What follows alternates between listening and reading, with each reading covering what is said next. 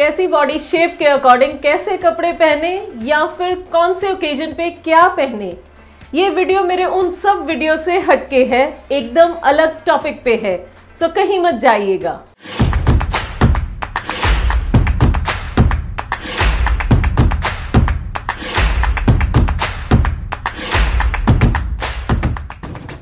हाय, ये है मेरी फैशन और स्टाइलिंग पे वीडियो सीरीज। मेरे चैनल पे आपको फैशन से रिलेटेड आपके हर एक पॉसिबल क्वेश्चन से रिलेटेड वीडियोस मिलेंगे, तो उन सब में मुझे ये टॉपिक काफ़ी इंपॉर्टेंट लगा। ये वीडियो कैसे आप अपने हेवी और एम्ब्रॉयडर्ड कपड़ों का ख्याल रखें और उनकी लाइफ को बढ़ाने के बारे में है। मैं बहुत टाइम से यूट्यूब पे और गूगल पे ऐसे कंटेंट ढूंढने की कोशिश कर रही थी, बट लॉन्ड्री और सब के अलावा मुझे कुछ भी नहीं मिला।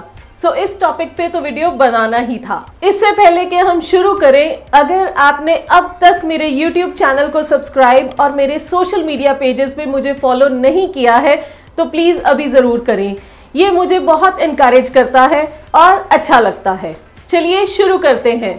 सबसे पहले मैं सबसे बेसिक चीज़ पे बात करूँगी, जो कि है इन आउटफिट्स को आयरन कैसे करना है। बिलीव मी, हम में से ज़्यादातर लोग हेवी और एम्ब्रॉयडर्ड ड्रेसेस को खुद आयरन कर ही नहीं पाते, बिकॉज इतनी एम्ब्रॉयडरी में समझ ही नहीं आता कि आयरन कहाँ चलाएं। सो अक्सर ड्राई क्लीनर से स्टीम आयरन करवाते हैं। इसके लिए एक बहुत सिंपल ट्रिक मैं आपको सिखाऊंगी। आप कोई भी एम्ब्रॉयडर्ड ड्रेस को उल्टा करके अंदर की साइड से आयरन करें, और इसे और भी ईजी बनाने के लिए इसके अंदर कोई भी पिलो या कुशन डाल के आयरन करें। समझ लो आपने पिलो को ड्रेस उल्टी करके पहना दी और उसके ऊपर आयरन करना है। ये हैक ट्राई कीजिए और आप भी रियलाइज करोगे कि हेवी ड्रेसेस भी आयरन करना बहुत सिंपल है। मैंने ये हैक बचपन में अपनी मम्मी से सीखा था एंड तब कभी कभी पार्टीज के लिए उनकी ड्रेस ऐसे आयरन करती थी। मैंने खुद भी शायद ही कभी पार्टी के पहले अपना आउटफिट ड्राई क्लीनर से आयरन करवाया होगा, कभी ज़रूरत ही नहीं पड़ी।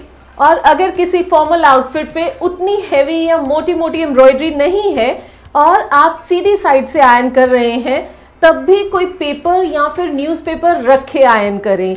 अगर पेपर नहीं है तो कोई भी सॉफ्ट कॉटनी फैब्रिक ज़रूर रख लें, बट ट्राई करें कि आपकी आयरन डायरेक्ट कपड़े को टच ना करे, क्योंकि अगर कहीं प्रेस तेज़ हुई तो उसकी हीट से फैब्रिक जलने का या फिर उसमें चमक आने का डर होता है।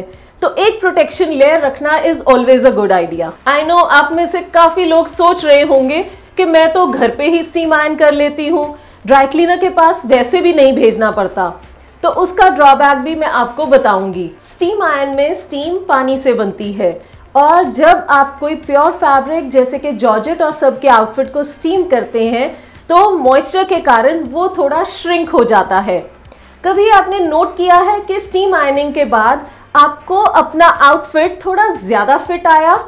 अगर नहीं किया तो अगली बार ज़रूर कीजिएगा। इसी रीज़न की वजह से हम यहाँ अपने स्टूडियो में प्योर फैब्रिक्स पे स्टीम आयरन बिल्कुल भी यूज़ नहीं करते।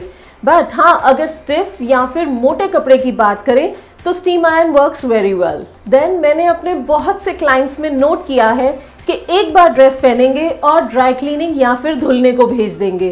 प्लीज़ ऐसा बिल्कुल मत किया करो। एक पार्टी पे अगर आप 2-3 घंटे के लिए ड्रेस पहनते हो तो वो गंदी तो होती नहीं है। अगर कोई दाग लग गया हो तो अगर आप उसी वक्त ही उसे किसी माइल्ड सोप के साथ साफ करने की कोशिश करोगे तो ज़्यादा चांसेस हैं कि वो साफ हो भी जाएगा। बट अगर नहीं होता तब ही ड्राई क्लीन करवाएं। और ख्याल रखें कि अगर लाइट कलर का आउटफिट है तो उसके सभी पार्ट्स एक साथ ड्राई क्लीन भेजें, वरना अगर आप सिर्फ शर्ट ड्राई क्लीन करवा रहे हैं तो उसका शेड आपके लोअर और दुपट्टे से थोड़ा अलग हो जाएगा, बिकॉज ड्राई क्लीनिंग में थोड़ा बहुत तो कलर फेड होता ही है, एंड इवन वॉशिंग में भी। और अगर आप सिर्फ फ्रेशनेस के चक्कर में ड्राई क्लीन करवाते हैं तो रादर आप पहनने के बाद आउटफिट को खुले में हैंग करके रात भर छोड़ दें या फिर थोड़ी देर धूप में डाल दें। उससे भी आपका आउटफिट बिल्कुल फ्रेश और जर्म फ्री हो जाएगा। धो के उसकी जान निकालने की जरूरत नहीं होती, एटलीस्ट फॉर्मल आउटफिट्स को तो नहीं होती। यूजुअली जब हम लेट नाइट पार्टी से वापस आते हैं तो बस चेंज करके सोने का मन करता है, और ड्रेस बेचारी सारी रात या तो ड्रेसिंग रूम में या फिर काउच पे पड़ी रहती है। एंड कभी कभी तो कई दिनों तक ऐसे ही पड़ी रहती है। आप खुद सोचो, जब फुल एम्ब्रॉयडर्ड आउटफिट ऐसे ढेर होके पड़ा रहेगा तो उसकी एम्ब्रॉयडरी आसपास में फंस के खराब ही होगी ना, एंड इवन फैब्रिक को भी खराब ही करेगी। अगर कोई स्ट्रक्चर्ड आउटफिट है तो वो तो वापस परफेक्ट स्ट्रक्चर में आने से रहा। So the least that you can do is, आप चाहे जितना भी थके हो, ये एक रूल बना लो कि ड्रेस को हैंग किए बिना सोने नहीं जाओगे। बिलीव मी, इसमें 1 मिनट से भी कम टाइम लगता है। देन नेक्स्ट मैं बात करूंगी कि इन ड्रेसेस को स्टोर कैसे करना है, अपनी अलमारी में या फिर कहीं भी कैसे रखना है। कोशिश करें कि इन ड्रेसेस को अलग अलग कवर्स में ही डाल के रखें। जनरली डिज़ाइनर्स हर आउटफिट के साथ ड्रेस कवर्स देते ही हैं।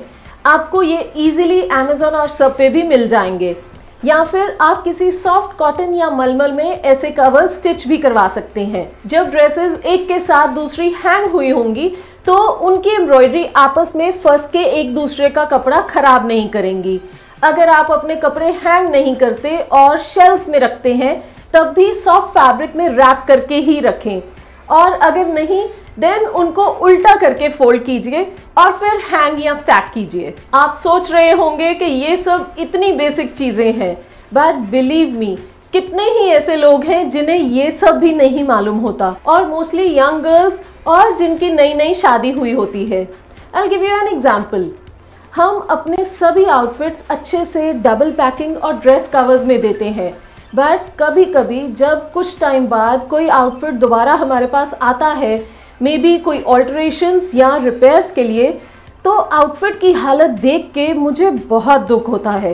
ड्रेस पूरी गुत्थम गुत्था होके एक बैग में इकट्ठा होके हमारे पास आती है जैसे कोई कचरा हो।